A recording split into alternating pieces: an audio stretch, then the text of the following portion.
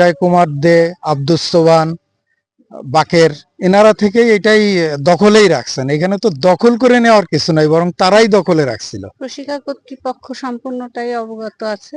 এখন এটা তো আমাদের দখলমুক্ত করা হয়েছে। এখন নতুন করে সাংগঠনিক কাজ থেকে শুরু করে সব কাজই করা হবে। মানবিক উন্নয়ন প্রতিষ্ঠান প্রশিকার 50 কোটি টাকার সম্পদ আত্মসাতে মরিয়া হয়ে উঠেছে একদল বিত্তশালী।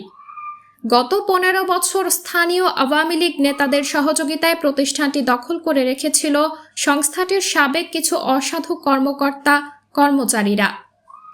স্থানীয় সূত্রে জানা গেছে, এই দখলবাজ সাবেক অসাধু কর্মচারী-কর্মকর্তারা প্রশিকার সাবেক চেয়ারম্যান ডক্টর ফারুক আহমেদের অনুসারী। তথ্য মতে 2001 সালে বেসরকারি সংস্থা প্রশিকা খুলনার শিরোমণি এলাকায় খুলনা উন্নয়ন কর্তৃপক্ষের কাছ থেকে 5 একর 67 শতক জমি কেনে।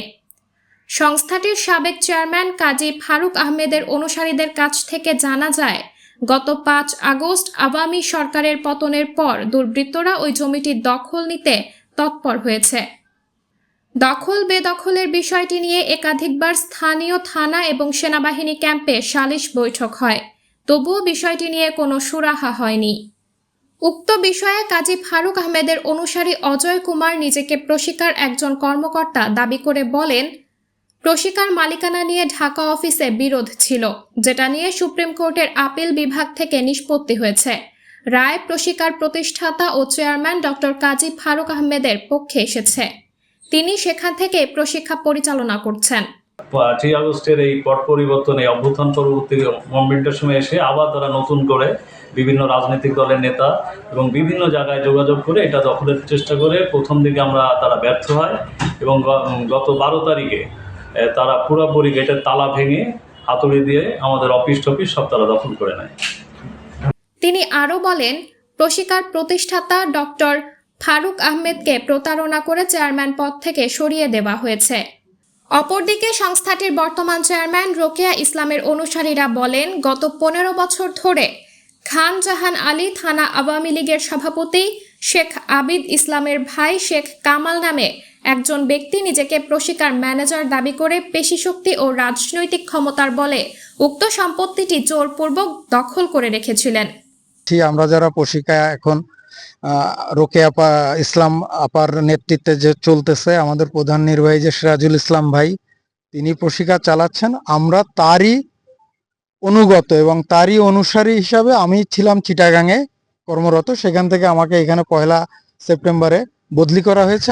গত 5 আগস্ট তাদের ক্ষমতাসীন দলের পতন হওয়ার পরে প্রশিকা কর্তৃপক্ষ তাদের এই প্রতিষ্ঠানটি বুঝে পায় এবং তারা আরও অভিযোগ করেন, গত 15 বছরে এই প্রতিষ্ঠান থেকে অনেক মূল্যবান আসবাবপত্র লুটপাট করা হয়েছে ও এসব সম্পত্তি বিক্রির জন্য সর্বোচ্চ চেষ্টা চালানো হয়েছে। এই সন্ত্রাসী বাহিনীর জন্য তারা এই প্রতিষ্ঠানে কোনো প্রকার কার্যক্রম চালাতে পারেনি।